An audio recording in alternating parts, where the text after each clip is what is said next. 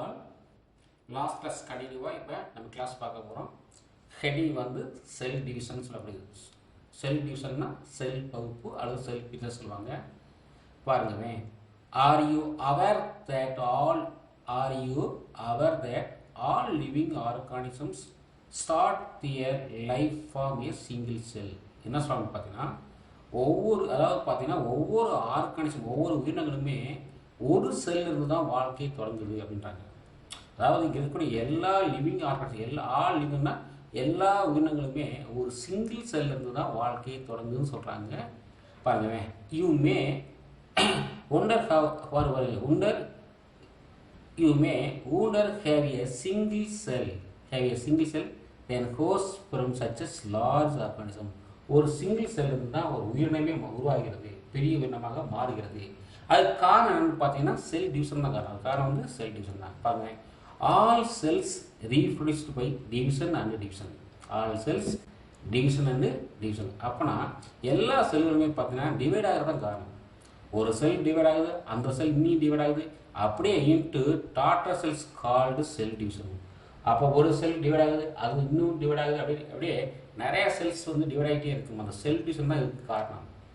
என்ன சொல்கிறாங்க பார்த்தீங்கன்னா, என்ன சொல்கிறாங்க பாருங்க, ஒரு சிங்கிள் செல் இருந்து தான் ஒரு உயிரினம், எல்லா உயிரினங்களுமே ஒரு சிங்கிள் செல் இருந்து தான் அவருடைய வாழ்க்கையை தொடங்குன்றாங்க. அதே மாதிரி ஒரு சிங்கிள் செல் தான் ஒரு மிகப்பெரிய லார்ஜ் ஆர்கனைசத்தை உருவாக்க சொல்கிறாங்க. இதுக்கெல்லாம் காரணம் என்னன்னு பார்த்தீங்கன்னா, all cells reproduced by division, cell பகுப்பு. அந்த பகுப்பு வந்து பார்த்தீங்கன்னா அது மேலும் பகுப்படையும் பொழுது அது என்ன செய்யணும், அதாவது பார்த்தீங்கன்னா மேலும் பகுப்படைந்து ஒரு செல் டிவிஷனை உருவாக்குன்னு சொல்கிறாங்க. டிவிஷன் அப்படி மாறி இத்தகைய பகுப்பின் மூலம் நம்மளை வந்து செல் உருவாக்குன்னு சொல்கிறாங்க. அப்படியே நிறைய டார்சல்ஸ் உருவாக்க சொல்கிறாங்க. அடுத்து பாருங்க, டைப்ஸ் ஆஃப் செல் டிவிஷன். இப்போ பார்த்தீங்கன்னா டைப்ஸ் ஆஃப் செல் டிவிஷனில் வந்து 3 டைப்ஸ் இருக்குது. டைப்ஸ் ஆஃப் செல் டிவிஷனில் 3 டைப்ஸ் இருக்குது. மைட்டாசிஸ் சொல்லக்கூடியது வந்து டைரக்ட் செல் டிவிஷன். டைரக்ட் என்ன, நேரடியாக பிரிதல் சொல்லக்கூடியது. அடுத்து மைட்டாசிஸ் செல் டிவிஷன் சொல்லக்கூடியது இன்டைரக்ட் செல் டிவிஷன், மறைமுகமாக செல் பிரிதல். மியாசிஸ் சொல்லக்கூடியது ரிடக்ஷன் ஆஃப் செல் டிவிஷன், அதாவது குண்டல் பகுப்பு. குண்டல் பகுப்புன்னு சொல்லக்கூடியது வந்து அதாவது 2 எண்ணா இருக்கிறது வந்து சிங்கிள் எண்ணா மாறும், அதாவது குண்டல் பகுப்பு. ஓகேங்களா? அப்போ இது வந்து ஒரு 2 மார்க் கேட்பாங்க. டைப்ஸ் ஆஃப் செல் டிவிஷன் கேட்டாங்கன்னா மைட்டாசிஸ், மியாசிஸ். ஓகேங்களா? அடுத்து பாருங்க, அடுத்த ஹெடிங் வந்து மைட்டாசிஸ். மைட்டாசிஸ் செல் டிவிஷனை பற்றி நீங்கள் பார்க்க போகிறோம். மைட்டாசிஸில் பார்த்தீங்கன்னா it is the simplest mode of cell division. Simplest மோட்னா ஒரு எளிய முறைன்னு சொல்லலாம். சிம்பிளஸ்ட் மோட்னது ஒரு எளிய முறை செல் பிரிதல் ஆகும். And it occurs in unicellular animals, ageing cells and foetal membranes. இந்த செல் டிவிஷன் எங்கெல்லாம் காணப்படும்னு பார்த்தீங்கன்னா யூனிசெல்லில் இந்த டைப் ஆஃப் செல் பிரிதல் நடக்குது. யூனிசெல்னா ஒரு செல் உயிரினங்கள்லையும் இந்த மெத்தடில் தான் அது டிவைட் ஆகும். அதேமாதிரி ஏஜிங் ஆஃப் செல்ஸ்னால் பெரிய செல், அதாவது வயதான செல்ஸ் சொல்லலாம், அல்லது மெச்சூரான செல்ஸ் சொல்லலாம், அந்த செல்கள்லையும் இதுதான் நடக்குதுன்னு சொன்னாங்க. இந்த பிரிதலை தான் ஃபாலோ பண்ணுது. அண்டு ஃபேக்டல் மெம்பரேன்னா கர்ப்பப்பை சொல்லுவாங்கல்ல, கர்ப்பப்பைகளையும் இதுதான் நடக்குதுன்னு சொன்னாங்க. கர்ப்பப்பை. அப்போ கர்ப்பப்பைன்னு சொல்லும்போது இப்போ ஏமடைசிஸ் மெத்தடில் வந்து பார்த்தீங்கன்னா யூனிசெல்லார் ஆர்கனைசம்லையும் செல் டிவிஷன் ஏமடைசிஸ் தான் பண்ணுது. ஏஜினா முதிர்ந்த செல் அல்லது வயதான செல்கள்லையும் வந்து தான் நடக்குது. அதுக்கு ஃபேக்டர் பார்த்தீங்கன்னா கருவறைகள், இந்த செல் பிரிதலை தான் ஃபாலோ பண்ணுறாங்க, பண்ண சொல்கிறாங்க. அது பாருங்க, டூரிங் மைட்டாசிஸ் இதில் என்ன நடக்குதுன்னு பார்த்தீங்கன்னா, பாருங்க, during mitosis the nucleus elongate first. Nucleus பாருங்க, இந்த நியூக்ளியஸ் வந்து எலாங்கேட் ஆகும். ஃபர்ஸ்ட் வந்து எலாங்கேட் ஆகும். இதுதான் டயக்ராம். இந்த நியூக்ளியஸ் இருக்குது, அந்த நியூக்ளியஸ் வந்து எலாங்கேட் ஆகுனா அப்படிங்க நீர்வாக்கில் இது எலாங்கேட் ஆகும். ஃபர்ஸ்ட் வந்து டூரிங் மைட்டாசிஸில் வந்து nucleus elongate first and a construction appear in it. அதுக்கு அடுத்து கன்ஸ்ட்ரக்ஷனா அந்த நியூக்ளியஸ் எலாங்கேட் ஆன பிறகு அந்த குறுக்கு வாக்கில் சுருங்க ஆரம்பிக்கும். இந்த மாதிரி பாருங்க, ஒரு டயக்ராம் இருக்குங்க. இப்போ நியூக்ளியஸ் இப்போ எலாங்கேட் ஆகுது, அப்படி இளங்கட்டின நியூக்ளியஸ் வந்து இப்படி சென்டரில் அப்படி சுருங்கி இருக்கும். இந்த மாதிரி இதுக்கு பேர் இது பேர் கன்ஸ்ட்ரக்ஷன் பேர். அந்த மாதிரி சென்டரில் சுருக்கம் ஏற்படும். பாருங்க, டியூரிங் ஏ மைட்டசிஸில் வந்து nucleus elongates first and a construction appear in it which பாருங்க which defends and divides the nucleus into two followed by cytoplasm. அதுக்கடுத்து பார்த்தீங்கன்னா ரெண்டாக டிவைட் ஆகும். அதுக்கடுத்து என்ன செய்யும், அந்த நியூக்ளியஸ் ரெண்டாக டிவைட் ஆகும். எது இந்த நியூக்ளியஸ் வந்து அங்கே சுருக்கம் ஏற்பட்டு ரெண்டாக டிவைட் ஆகிடும். ரெண்டாக டிவைட் ஆன பிறகு அதை தொடர்ந்து சைட்டோபிளாசம், நியூக்ளியஸை தொடர்ந்து சைட்டோபிளாசம் பாருங்க which divides the nucleus into followed by cytoplasm divide ஆகும். அப்போ சைட்டோபிளாசம் டிவைட்ஸ் இந்த formation of two daughter. Cytoplasm divide ஆன பிறகு ரெண்டு செல்லாக மாறும். இது ஒரு செல், இது ஒரு செல். அப்போ இங்கே ஒரு சிங்கிள் செல் இருக்குது. அந்த சிங்கிள் செல் இருக்கக்கூடிய நியூக்ளியஸ் வந்து எலாங்கேட் ஆகுது. எலாங்கேட்ட நியூக்ளியஸ் வந்து அப்படியே ஊடாக வந்து ஒரு சுருக்கம் ஏற்பட்டு ரெண்டாக பிரிஞ்சிருச்சு. ரெண்டாக பிரியும் போது சைட்டோபிளாசமும் ரெண்டாக டிவைட் ஆகி இப்போ ரெண்டு டூ டாட்டர்ஸ் எல்லாம் மாறிடுது. இதுதான் சொல்கிறாங்க. இதுதானது amitosis cell division. Amitosis cell division அப்படின்னு. அடுத்து பாருங்கள் மைட்டாசிஸ் செல் டிவிஷன். இது பாருங்கள் மைட்டஸ் செல் டிவிஷன் பாருங்கள். இதில் வந்து பாருங்கள் இந்த mitosis cell division first discovered by Flemming. Mitosis cell division இருக்குங்க. இதை யார் ஃபர்ஸ்ட் டிஸ்கவர் பண்ணாங்கன்னா ஃப்ளமிங் சொல்லக்கூடிய சயின்டிஸ்ட். ஃப்ளமிங் சொல்லக்கூடிய சயின்டிஸ்ட் வந்து 1879 in this cell division one parent cells divided into two identical daughter cells. ஒரு பேரண்ட் வந்து ரெண்டு ஐடென்டிக்கல் அதே போன்று ஏதாவது ஒரு பேரண்ட் மாதிரியே ரெண்டு செல்ஸ் உருவாகும். ஒரு பேரண்ட் செல்ஸ் டிவைட் ஆச்சுன்னா ரெண்டு டாட்டர் செல்ஸ் உருவாகும். பாருங்க ஈச் அவங்க ரெண்டு டாட்டர் செல்லையும் பார்த்தீங்கன்னா ஒவ்வொரு டாட்டர் செல்லையும் each with a nucleus having the sum பாருங்க சேம் அமௌண்ட் ஆஃப் டிஎன்ஏ. அந்த ரெண்டு டாட்டர் செல்லுமே நியூக்ளியஸும் இருக்கும், அதனால சேம் அமௌண்ட் ஆஃப் டிஎன்ஏவும் காணப்படும். டிஎன்ஏவும் காணப்படும் சொல்கிறாங்க. டிஎன்ஏ காணப்படும். அடுத்து பாருங்க சேம் அதே நேரத்தில் அது மட்டும் கிடையாது, same number of chromosomes and ஜீனும் காணப்படுது. அஸ் பேரண்ட் செல் இருக்கிறது போன்றே காணப்படும். It is also called equational division. இது பேர் வந்து ஈக்குவேஷனல் டிவிஷன்னா சம பகுப்புன்னு பேர். சமமாக பகுது. ஒரு பேரண்ட் செல்ஸ் வந்து சமமாக பகுது. சமமானா ஒரு பேரண்ட் செல்ஸ் வந்து டிவைட் ஆகி ரெண்டு டாட்டர்ஸ் எல்லாம் மாறுது. அந்த ரெண்டு டாட்டர்ஸ் எதுவுமே நியூக்ளியஸும் சரி, அதே மாதிரி சைட்டோபிளாசமும் சரி, அதே மாதிரி டிஎன்ஏ குரோமோசோம் எல்லாம் ஈக்குவலாக இருக்கும். அப்படி ஈக்குவலாக இருந்தால் அதுக்கு பேர் ஈக்குவேஷனல் டிவிஷன் பேர். அது சொல்லுங்கள். இந்த மைட்டோசிஸ் கன்சிஸ்ட் ஆஃப் டூ ஈவெண்ட்ஸ்னால் அதில் வந்து பார்த்தீங்கன்னா அந்த மைட்டோசிஸில் வந்து பார்த்தீங்கன்னா ரெண்டு ஈவெண்ட்ஸாக பிரியுது. ரெண்டு ஈவெண்ட்ஸ் இருக்கு அப்படின்னாங்க. அதாவது டூ ஈவெண்ட்ஸ் சொல்கிறாங்க. டூ ஈவெண்ட்ஸ்னால் ரெண்டு நிகழ்வு இருக்குன்றாங்க. டூ ஈவெண்ட்ஸ்னாலே ரெண்டு நிகழ்வு காணப்படும். அந்த ரெண்டு நிகழ்வு என்னன்னு பார்த்தீங்கன்னா ஒன்று வந்து கேரியோகைனசிஸ், இன்னொன்று சைட்டோகைனசிஸ். இந்த யார் என்னது கேரியோகைனசிஸ் அண்டு சைட்டோகைனசிஸ் சொல்லப்படுது. சரி, கேரியோகைனசிஸ்னால் என்னன்னு பாருங்க பார்ப்போம். கேரியோகைனசிஸ் சொல்லக்கூடிய வந்து பார்த்தீங்கன்னா கேரியோகைனசிஸ்னா உட்கரு வந்து உட்கரு பகுப்புன்னு சொல்லுவாங்க. கேரியோ அப்படின்னு சொல்லிச்சுன்னா உட்கரு பகுப்புனா நியூக்ளியஸ் வந்து டிவைட் ஆகுது. அடுத்து பார்த்தீங்கன்னா சைட்டோகைனசிஸ்னா சைட்டோபிளாசம் மட்டும் டிவைட் ஆகுது. பாருங்கள் ஃபஸ்ட்டு அதுக்கு முன்னாடி ஒரு ஹெட்டிங் கொடுத்தாங்க. அந்த ஹெட்டிங் பாருங்க. இன்டர்ஃபேஸ் அதுக்கு முன்னாடி கொடுத்தது என்னது இன்டர்ஃபேஸ் சொல்லக்கூடியது. இன்டர்ஃபேஸ்னால் என்னென்னு பார்த்தீங்கன்னா இடைநிலை. இடைநிலை என்பது இப்போ இன்டர்ஃபேஸ்னால் என்னென்னு பார்த்தீங்கன்னா இட் இஸ் ஏ ரெஸ்டிங் ஃபேஸ்ன்னு சொல்லலாம். ரெஸ்டிங் ஃபேஸ்னால் என்னென்னு பார்த்தீங்கன்னா ஏன் ரெஸ்டிங் ஃபேஸ் சொல்லலாம்னு பார்த்தீங்கன்னா இன்டர்ஃபேஸை வந்து ஏன் ரெஸ்டிங் சொல்லணும்னா ஓய்வு நிலையில் உட்கரு இருக்கும். அதான் it is the resting phase of the nucleus. இப்போ நியூக்ளியஸ் வந்து ஓய்வாக இருக்குன்னு சொல்லப்படுது. It is the interval between two successive cell division. அப்படி இன்டர்வலாக இருக்கும்பொழுது தான் என்ன செய்யணும் பார்த்தீங்கன்னா அடுத்தடுத்த செல் பகுப்பு இடைவெளி. இப்போ ஒரு செல் பகுப்புக்கு இன்னொரு செல் பகுப்பு இடைவெளி இருக்கும் பாருங்க. அந்த நேரத்தில் தான் நியூக்ளியஸ் வந்து ரெஸ்ட் எடுக்குன்னு சொல்கிறாங்க. அந்த ரெஸ்ட்டுக்கு நேரத்தில் தான் தனக்கு தேவையான பாருங்க இந்த cell prepare it cell for the next cell division. அடுத்த செல் டிவிஷன் தேவையான அனைத்து பொருள்களையும் நிச்சயம் தயாரிப்படுத்தி கொள்ளும்.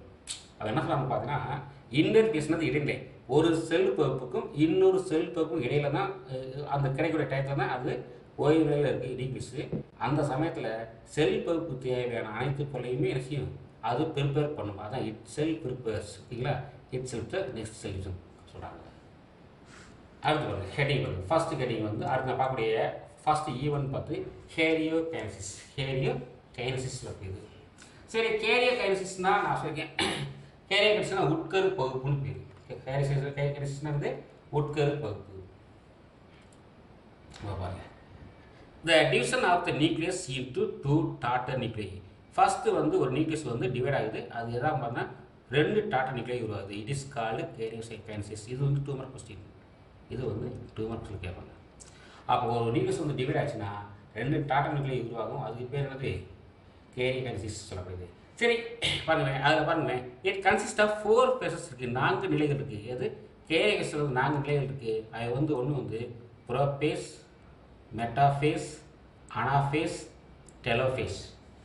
அதாவது புரோபேஸ், மெட்டாஃபேஸ், அனாஃபேஸ், டெலோஃபேஸ் அப்படின்னு சொல்லக்கூடியது. அடுத்து பாருங்க, ஃபர்ஸ்ட் வந்து இப்போ புரோபேஸ் பார்க்கணும். ப்ரோன்னா என்ன, ஃபர்ஸ்ட். ப்ரோன்னா என்னது, ஃபர்ஸ்ட். அப்போ இதில் என்ன பாருங்க, இப்போ ஒரு டயக்ராம் மட்டும் பார்த்துட்டு அந்த பேருக்கு போகலாம். இதுதான் ஃபர்ஸ்ட் வந்து இன்டர்ஃபேஸ். இப்போ வந்து இன்டர்ஃபேஸ்னா அடுத்த செல்லுக்கு முன்னால் ஒரு செல் வந்து இப்படி இருக்கும். அதுக்குள்ளே நியூக்ளியஸ் வந்து ஓய்வில் இருக்கும். இதுக்கு பேர் இன்டர்ஃபேஸ். இதுக்கு அடுத்து தான் செல்ஃபிஷ் நடக்க போகுது. இப்போது செல்ஃபிஷ் முடிஞ்சிருச்சு. அதில் முடிஞ்சது கிடைக்கக்கூடிய ஒரு நியூ செல் தான் இது. இந்த செல் வந்து இப்போ ரெஸ்ட்டில் இருக்குது. அடுத்த செல்ஃபிஷனுக்கு தேவையான பொருளை உற்பத்தி பண்ணிக்கிட்டு இருக்கு.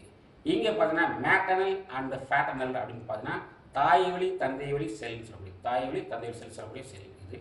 இப்போ இது ஓய்வில் இருக்குன்னா அதுக்கு ஃபர்ஸ்ட் ஃபேஸ் வந்து புரோபேஸ், மெட்டாஃபேஸ், அனாஃபேஸ், டீலோஃபேஸ். அப்போ அந்த புரோபேஸில் வந்து என்ன நடக்குதுன்னு பார்த்தீங்கன்னா, இங்கே இருக்கக்கூடிய நியூக்ளியஸ்க்கு உள்ள இருக்கக்கூடிய குரோமோசோம் வந்து இங்கே தெளிவாக தெரியும். அப்படி அதுக்கடுத்து அது பிரியும். அடுத்து என்ன செய்யும், தனியாக பிரிஞ்சு அங்கே செல்வால் வந்து சுருக்கம் ஏற்பட்டு 2 செல்லாக உருவாகும். உருவான பிறகு இந்த செல் திரும்ப என்னது இந்த மாதிரி இன்டர்ஃபேஸ் மாதிரி, இது ஒரு இன்டர்ஃபேஸ் போயிடும், இது ஒரு இன்டர்ஃபேஸ் போயிடும். அப்போ இது அந்த மாதிரி இதே மாதிரி டிவைட் ஆகும். இதை தான் பார்க்க போகிறோம். பாருங்க, ஃபர்ஸ்ட் புரோபேஸ். ஃபர்ஸ்ட் புரோபேஸில் வந்து ப்ரோனா first. During the stage chromosomes, இதில் பார்த்தீங்கன்னா இந்த ஸ்டேஜில் ஃபர்ஸ்ட் வந்து பாருங்கள், during stage chromosomes become short and thick. Chromosome எப்படின்னு பார்த்தீங்கன்னா ஷார்ட்னா குட்டையாக இருக்கும், திக்கான என்னது தடித்து காணப்படும். திக்கான எப்படி இருக்கும், தடித்து காணப்படும். இது வந்து பார்த்தீங்கன்னா பாருங்க, இந்த புரோபேஸ் சொல்லக்கூடியது வந்து புரோபேஸ் அப்படின்னும் போது இதில் இந்த ஸ்டேஜில் வந்து முதல் நிலையில் உட்கருவுக்கு உள்ளே குரோமோசோம்கள் சிறியதாகவும் தடித்தும் காணப்படும். சிறியதாகவும் காணப்படும். அதாவது குரோமோசோம்கள் வந்து ஷார்ட்டாகவும் இருக்கும், தடித்தும் காணப்படும். And R clearly visible inside the nucleus. அப்படி என்ன சொல்லணும் பார்த்தீங்கன்னா அதுக்கு அடுத்து தடித்தும் காணப்படும். அதாவது தெரியும் வகையில் அமைந்திருக்கும் சைட்டோபிளாசம், சென்ட்ரோசோம். அப்போ இது எப்படின்னு பார்த்தீங்கன்னா ஒரு உட்கருக்குள்ள பாருங்க, ஒரு உட்கரு இருக்கு. அந்த உட்கருக்குள்ள குரோமோசோம் வந்து ஷார்ட்டாகவும் திக்காகவும் காணப்படும். நம்ம அதாவது கிளியர்லி விசிபிள்னா நம்ம பார்க்குற மாதிரி, அதாவது தெளிவாக தெரியுன்றாங்க. அப்போ உட்கருக்குள்ள ஒரு குரோமோசோம் வந்து குட்டையாக தடித்து காணப்படும். அது நமக்கு தெளிவாக தெரியுன்றாங்க. அடுத்து பாருங்க, சென்ட்ரோசோம் ஸ்பிளிட்ஸ் இன்டு சென்ட்ரியோல்ஸ். அப்போ சென்ட்ரோசோம் சொல்கிறாங்களே, அந்த சென்ட்ரோசோம் வந்து 2ஆக டிவைட் ஆகி சென்ட்ரியோல்ஸாக மாறும். அப்போ சென்ட்ரோசோம் என்ன செய்யுது, டிவைட் ஆகி பிளவுற்று 2 சென்ட்ரியோல், அதாவது 2 சென்ட்ரியோல் உருவாகும். அண்ட் ஆக் வித் ஆப்போசிட் ஃபோல்ட்ஸ். அதாவது பார்த்தீங்கன்னா ஒரு செல் இருக்குது பாருங்க, இப்போ இங்கே ஒரு செல் இருக்குது. இதில் வந்து சென்ட்ரோசோம் டிவைட் ஆச்சுன்னா டிவைட் ஆகி 2 சென்ட்ரியோலாக மாறும். ஒரு சென்ட்ரியோல் இந்த சைடும், ஒரு சென்ட்ரியோல் இந்த சைடும் உருவாக்கிடும். ஒரு சென்ட்ரோசோம் இருக்குது. அந்த சென்ட்ரோசோம் டிவைட் ஆகி எதா மாறும்னு பார்த்தீங்கன்னா சென்ட்ரியோலாக மாறும். அந்த சென்ட்ரியோல் அண்ட் ஆக்வே ஆப்போசிட் பண்ணால் ஒரு சென்ட்ரியோல்ஸ் இங்கேயும் ஒரு சென்ட்ரியோல் அப்படி ஆப்போசிட் எதிர்த்து இருக்குன்றாங்க. பாருங்க, centriole opposite folds of the cell. Each centriole is surrounded by austere rays. ஒவ்வொரு சென்ட்ரியோலையும் சுற்றி ஒரு ரே காணப்படும். அந்த ரேக்கு பேர் என்னது, ஆஸ்டியர் ரேஸ். அதாவது ஆஸ்டியர் ரேஸ். இது ஒரு உள்நாட்டில் கேட்பாங்க, ஆஸ்டியர் ரேஸ். அடுத்து பாருங்க, the spindle fiber appear between the 2 centrioles. இந்த ஸ்பிண்டில் பைப்பர் இருக்குல்ல, அந்த ஸ்பிண்டில் பைப்பரை வந்து இதுதான் ப்ரொடியூஸ் பண்ணுது. எது? இந்த சென்ட்ரியோல் தான் உற்பத்தி வரும். சென்ட்ரியோல் தான் உருவாக்கும். சென்ட்ரியோல் உருவாக்கும் சொல்கிறாங்க. அதாவது ஸ்பிண்டில் பைப்பர்னா கதிர் இலைகள். அப்போ இந்த கதிர் இலைகள் வந்து ரெண்டு இடையில அமைஞ்சிருக்கும். அப்படியே காணப்படும். த nucleus membrane and nucleus disappear gradually. இந்த ஸ்பிண்டில் பைப்பர் எப்போ இந்த ரெண்டு சென்ட்ரியோல் உருவாக ஆரம்பிக்குதோ, இந்த ரெண்டு சென்ட்ரியோலில் எப்போ ஸ்பிண்டில் பைப்பர் உருவாக ஆரம்பிக்குதோ அப்போ அந்த சமயத்தில் nuclear membrane and nucleolus disappear படிப்படியாக மறைய தொடங்கும். படிப்படியாக மறைய தொடங்கும்னு சொல்கிறாங்க. ஓகேங்களா? அடுத்து பாருங்கள் மெட்டாஃபேஸ். நெக்ஸ்ட் வந்து என்னது? மெட்டாஃபேஸ் இருக்குது. பாருங்க, மெட்டானா ஆஃப்டர். மெட்டானது ஆஃப்டர் சொல்லுது. பிந்திய நிலை சொல்லுவாங்க இல்லைங்களா, அதுதான் மெட்டானிலே சொல்லுவாங்க, ஆஃப்டர். இந்த மெட்டாஃபேஸில் பார்த்தீங்கன்னா இந்த டூப்ளிகேட்டட் குரோமோசோம் அரேஞ்ச் அந்த ஈக்வாட்டரலி பிளேன் அண்ட் ஃபார்ம் த மெட்டாஃபேட். என்ன சொல்கிறாங்க பார்த்தீங்கன்னா, டூப்ளிகேட்டட்னா ஒரு நகலுற்ற குரோமோசோம்கள் செல்லின் மையப்பகுதியில் ஒருங்கமைந்து மெட்டாநிலை தட்டை தருகின்றன. அவன் என்ன சொல்றான்னு பார்த்தீங்கன்னா, ஒரு செல் இருக்கு, செல்லுக்கு நடுக்கொண்டு வந்து ஒரு டூப்ளிகேட்டட் குரோமோசோம் வந்து அப்படியே அரேஞ்ச் ஆகி ஒரு ஈக்குவல் பிளேன் மாதிரி ஒரு மெட்டாஃபேஸ் பிளேட்டை உருவாக்குது. இந்த each chromosomes gets attached to each வச்சுங்க. Each chromosomes get attached to a spindle fiber. It is centromere. அப்போ ஸ்பிண்டில் பைப்பரில் வந்து ஒவ்வொரு குரோமோசோமோட சென்ட்ரோமியரில் ஸ்பிண்டில் பைப்பர் அட்டாச் ஆகின்னு சொல்கிறாங்க.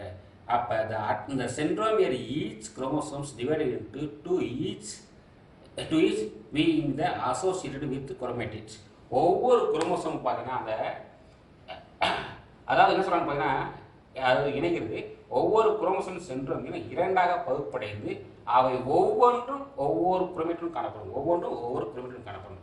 இதை வந்து உங்களுக்கு தெளிவாக சொல்லணும். பாருங்களேன், வெயிட் பண்ணுங்க, அடுத்து சொல்கிறேன். அடுத்து பாருங்க, அனாஃபேஸ். இப்போ இந்த அனாஃபேஸ் சொல்கிறீங்களா, அனாஃபேஸ்னா அதுக்கு அடுத்த நிலை. இது வந்து இறுதி முன்னிலை சொல்லுவாங்க. அதாவது வந்து அபேக். இந்த சென்ட்ரோஸ் பாருங்க, இந்த centromere attaching the two chromatids divided into two daughter chromatids. அது என்ன சொல்றாங்க பார்த்தீங்கன்னா, இரு குரோமேட்டில் இணைந்திருக்கும் சென்ட்ரோமியர்கள் பகுப்படைந்து ஒவ்வொரு குரோமோசோம் இரு சேய் குரோமேட்டிற்கு தனியாக பிரிந்து அது எதிர்த்து நகரும். அதாவது என்ன சொல்றாங்க பார்த்தீங்கன்னா, ஒரு சென்ட்ரோமியர் இருக்கு, அந்த சென்ட்ரோமியர் அட்டாச்சிங் டூ குரோமேட்டிட்ஸ் அது இருக்கும். அது டிவைட் ஆகி தனித்தனியாக பிரிஞ்சு, அதாவது two daughter chromatids each chromosome separate and migrate towards the two opposite poles. அப்படியே அது டிவைட் ஆகி ஆப்போசிட் போலில் மூவ் ஆகிட்டே இருக்கும். ஆப்போசிட் போலில் மூவ் ஆகி போயிட்டே இருக்குன்னு சொல்கிறாங்க. அடுத்து பாருங்க, டிலோஃபேஸ். இப்போ டிலோஃபேஸ் சொல்லக்கூடியது வந்து பார்த்தீங்கன்னா, இதுதான் எண்டு நிலை. எண்டு நிலை. Each chromatids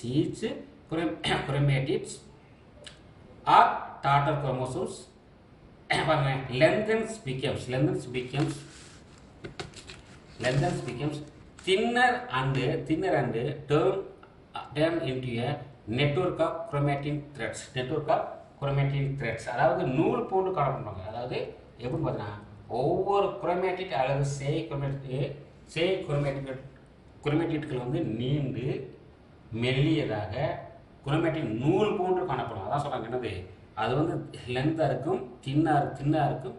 and turn into network the chromatin threads காணப்படும். அப்படி சொல்கிறாங்க, த்ரெட்டாக காணப்படும் சொல்கிறாங்க. ஓகேங்களா? அடுத்து பாருங்க, அடுத்து என்ன சொல்கிறாங்க பார்த்தீங்கன்னா, இதில் வந்து ஸ்பிண்டில் ஃபைபர்ஸ் பிரேக் டவுன். அப்படியே இது இழுத்து போனோடனே இந்த ஸ்பிண்டில் ஃபைபர் பிரேக் டவுன் ஆகி அண்ட் டிஸ்அப்பியர் மறைஞ்சிடும். த நியூக்ளியர் மெம்பரேன் வந்து reappear and each daughter nucleus உருவாகும். இப்படித்தான் இந்த செல்யூஷன் நடக்குறாங்க. அப்போ கேரியோகைனசிஸ் சொல்லக்கூடிய செல்யூஷன் வந்து ஒரு 5 மார்க் கேட்பாங்க. 5 மார்க் கொஸ்டின். ஓகேங்களா? Okay students.